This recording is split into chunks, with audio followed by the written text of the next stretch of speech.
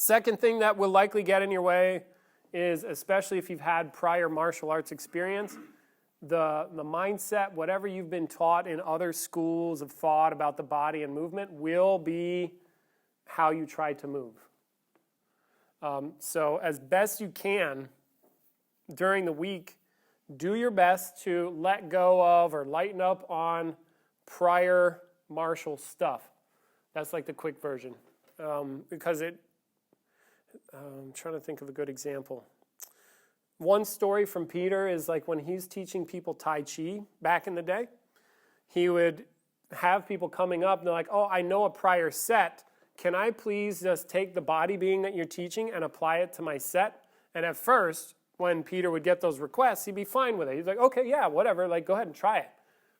But then after a while, pretty quickly, what he discovered was if somebody had a prior set and he's trying to teach some body being like principles, structure and alignment, ways of considering the body, and when they tried to apply it to their set, they would never do it justice because they kept doing their own set. And so this is not, the reason I ask you to lighten up on your prior martial experience is not from something like saying this is the best, because you got to figure out if this is the good shit or not. I'm gonna present it to you. I'm gonna get you to learn as best I can, but then you see if it's powerful. And I could say it is, but then you validate, of course. But they wouldn't do it. So I'm not trying to say this is the best stuff. You need to follow this dogma, not that one. I'm just saying that if you have your prior background, it will literally get in the way of your ability to learn. Why? It just seems to be that way. And so the more that you try to fit what's being presented in your own image of what you think should and shouldn't be based on your prior experience, it'll fuck you up. Does that make sense to you guys out there? So I'm just trying to prep your minds a little bit to get you to, my intent with my speaking is to help you open up some. So you're like, oh, okay. So just to help you lighten up a little, that's all. You guys tracking? So it's like, think of it, the approach for the week is like open-minded, ask questions, work on stuff. If you find your attention wandering, bring it back.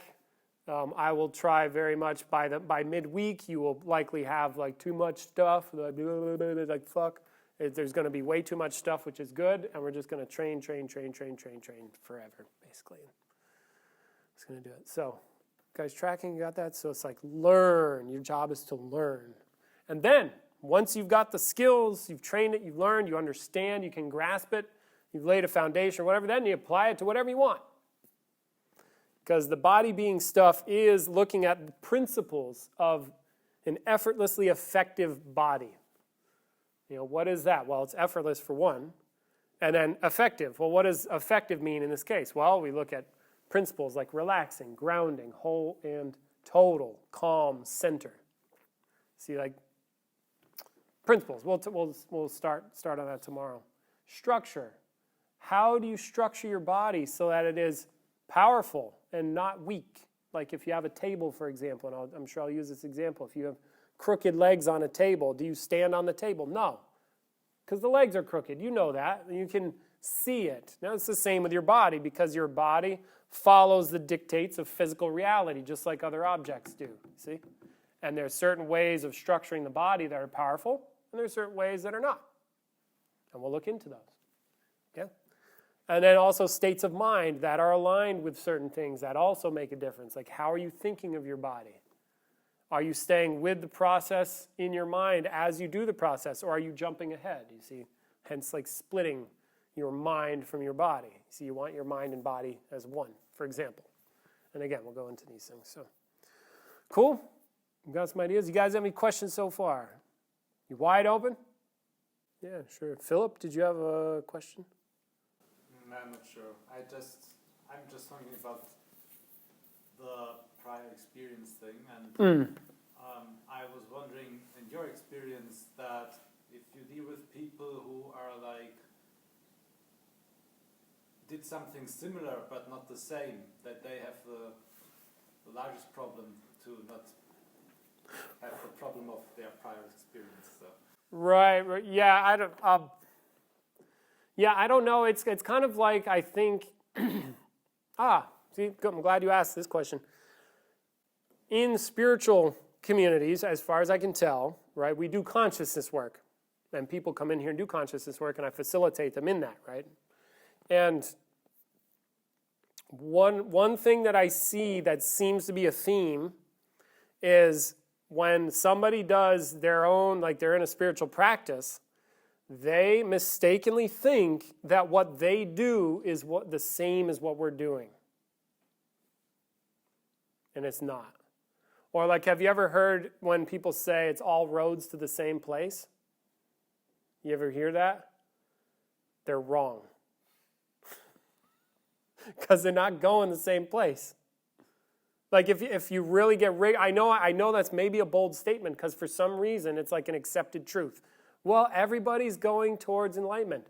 No, there are some ISIS motherfuckers out there, I am certain, are not going there, and they might say it's for God. No, it's for some fucked up shit. I don't know what it's for, but it ain't God. See, and then but people might think, well, everybody's going towards God. I'm like, I don't think so. So if we and the reason I say this is because if we get rigorous and actually question somebody about their experience, like what experience are you actually having about that, you'd see they're very different. Like some people in the dance community in Houston, they're doing spiritual stuff, but I am clear that they are working on healing. This is different than working on consciousness. But they might go, well, I'm becoming conscious. No, you're trying to get better. You're trying to feel better, or you're trying to heal yourself. Consciousness is about grasping what's true. It is not about healing. For example, does that make sense?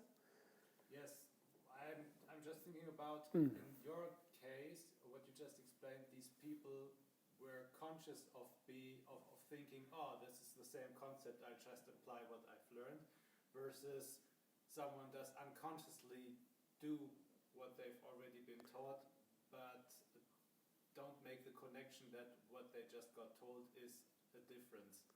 Like that, yeah, like that. That is where I was getting to in my rambling story, is like they don't realize they're separate. They make it the same in their mind, and so what they hear is, oh, it's validating what they've already got going on. And this can be hard to see. So to answer your question, like, do I think it's the hardest thing? I think that dynamic that can occur where people confuse things in their own mind is probably one of the hardest things. Not necessarily that they do something that's similar, but that they confuse it and think it's the same. Does that make sense? Yeah, that makes sense. I'm just wondering if, like, it sounds stupid, but maybe there's a recipe for that. Right. So then the next obvious thought, especially if, like, hey, I want to do good next week. Great, I'm glad. Is be as honest as you can with yourself, and then check yourself every so often. You're like, am I just applying this, am I just taking what I'm hearing and then squishing it into my own bubble of reality or perspective or whatever? Or am I actually genuinely trying to do it? You can ask yourself these questions and then get honest with yourself and be like, am I really being straight with this, or am I kind of squishing, or am I doing something else? Or maybe you're not clear, so then you could ask yourself, so obviously questioning is a good thing, like, what am I doing with my mind? Is there something I'm missing? That's a question I often use. What's missing? What's missing here? What's missing between me and mastery, say? Like, if I want to master something, am I a master yet? No. What's missing? Something over here doesn't feel quite right. I'll go in there, like, okay, or I keep going down this road, or I might keep getting the same feedback over and over again. If I keep hearing the same thing from a teacher over and over again, there's definitely something I'm missing, and I'm not seeing it because they keep talking, and I keep doing the same shit. Or I keep thinking, maybe I'm thinking I'm doing something different, but they say nope, and I'm like, but it feels like I'm doing something different. So in this body stuff, it's like I'm not saying your feelings are wrong, just that it can be confusing because I might feel a certain way about what I'm doing, but get feedback otherwise. So even my feeling is all wrong, which I'm sure I'll go into this, or I'll show you, like, there's a mirror behind here. And oftentimes when people are doing what feels right to them, and I say, no, no, no, look. And they look in the mirror and they're like, holy shit, that's wrong. But it feels right. But it's wrong. But it feels right. What the fuck? I'm like, duh. So yeah. What do you do about that? Train. Be open. Be honest with yourself. Try to be as intelligent as you can about the feedback you get. Be understanding that things can feel a certain way, but that's not necessarily what you think it is based on your own feeling if you're training and learning. I'm not saying discount the feelings. I'm just saying be open. Maybe you're mistaken. And so that through that openness and that rigor and that honesty, I think that makes a difference. And that's how you solve for that in a sense. And then train hard, train in earnest, and do as best you can. And train to improve. Don't just train to repeat. Train each time. Try to get better and better and better and better every time. And that should help.